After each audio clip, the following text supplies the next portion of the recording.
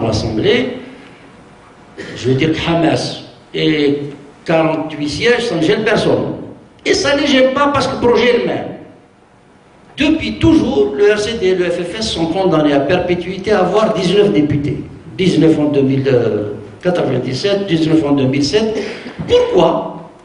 Parce que la constitution algérienne dit qu'il faut avoir 20 députés pour pouvoir déposer un projet de loi, demander une commission d'enquête parlementaire, etc.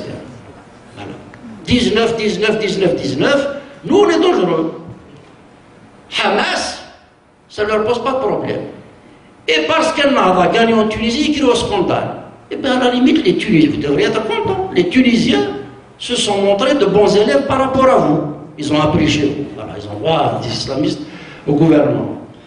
Et donc cette histoire de surveillance internationale massive et qualifiée, c'est, mes chers compatriotes, l'une des conditions sur laquelle il faudra tenir le pouvoir algérien devant la communauté internationale.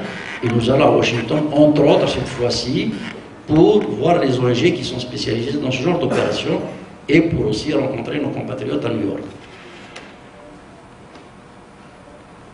On nous répond non. Eh bien, nous on dit on ne participera plus à vos élections. Jouez tout seul. Ah, ça, c'est un peu embêtant, parce qu'ils ont quand même besoin de 2-3 partis démocrates comme ça pour que vous voyez une pluralité. Ils ont fini par dire oui, devant la pression régionale, la communauté internationale, etc. Ils ont fini par dire oui. Et puis ils se sont rendus compte de ce que ça implique.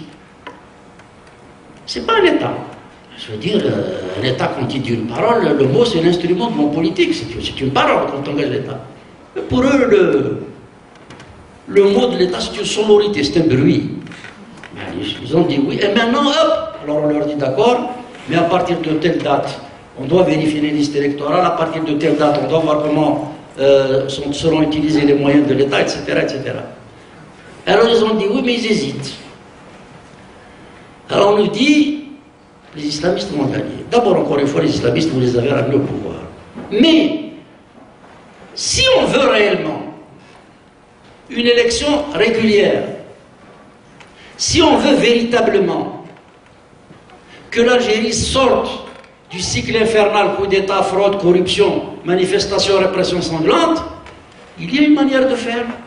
Tous les pays sérieux le savent. Un cahier des charges qui consiste à dire très simplement, tout parti politique algérien qui veut concourir dans une élection doit s'engager solennellement, à ne jamais faire de pression, soi-même, ni dans la mosquée, ni dans la rue, etc.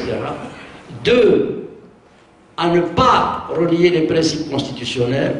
3, à remettre le mandat à échéance.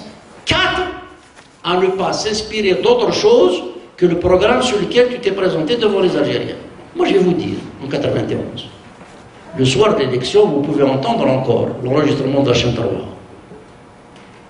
J'ai dit, si ces résultats se confirment et qu'il se vérifie que c'est le vœu du peuple algérien, alors que le fils avait gagné, nous sommes prêts à accepter ce résultat. Le soir même des élections, l'enregistrement est disponible.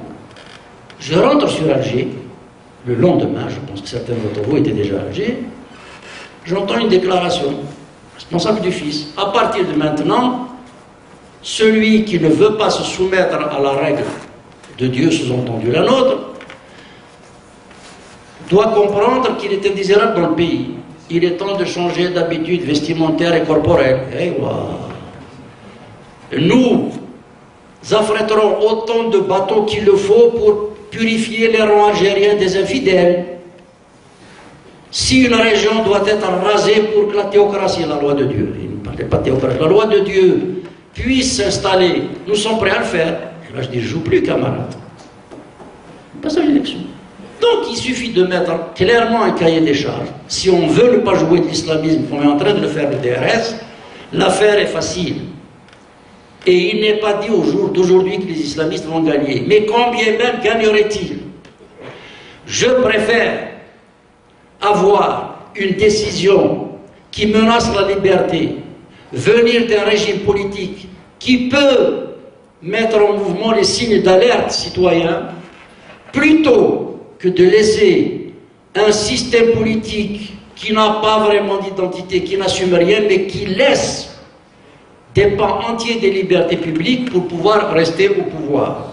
Donc cette idée de surveillance internationale telle qu'elle a eu lieu en Venezuela, moi je ne suis pas un fou de Chavez, mais il a gagné ces élections, c'est tout. Techniquement, on sait comment faire.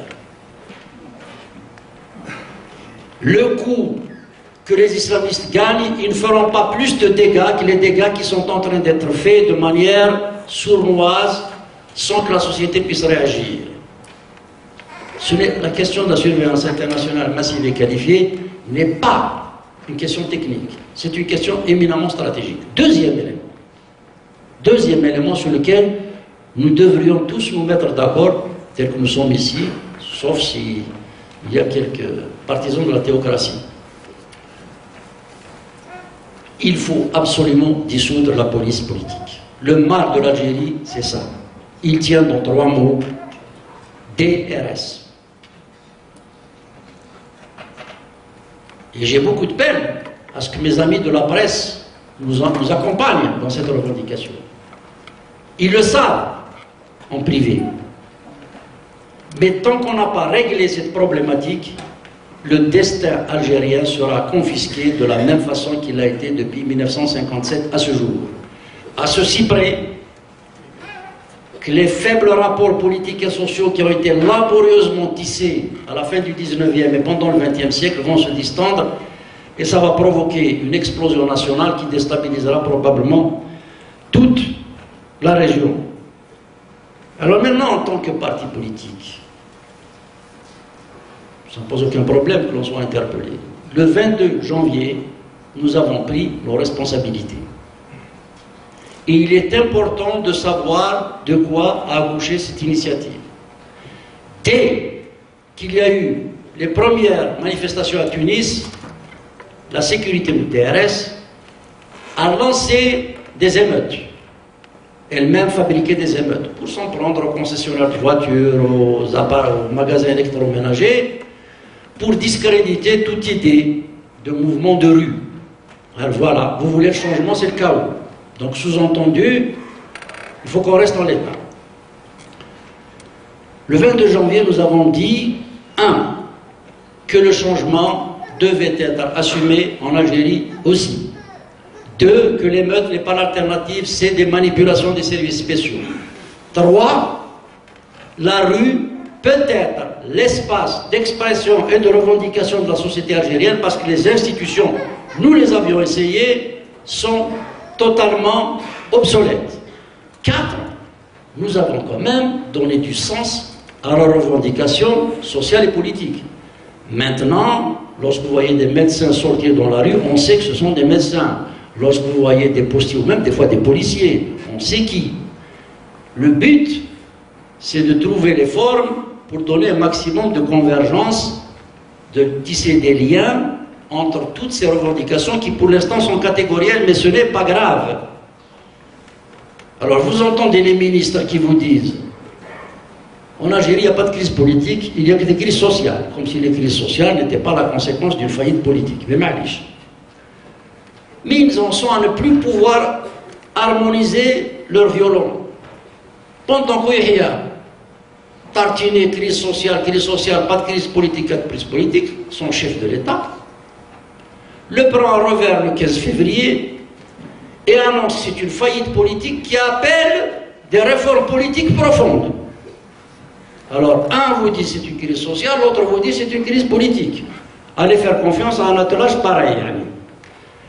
Bouteflika a dit le 15 avril, il faut tout mettre à plat.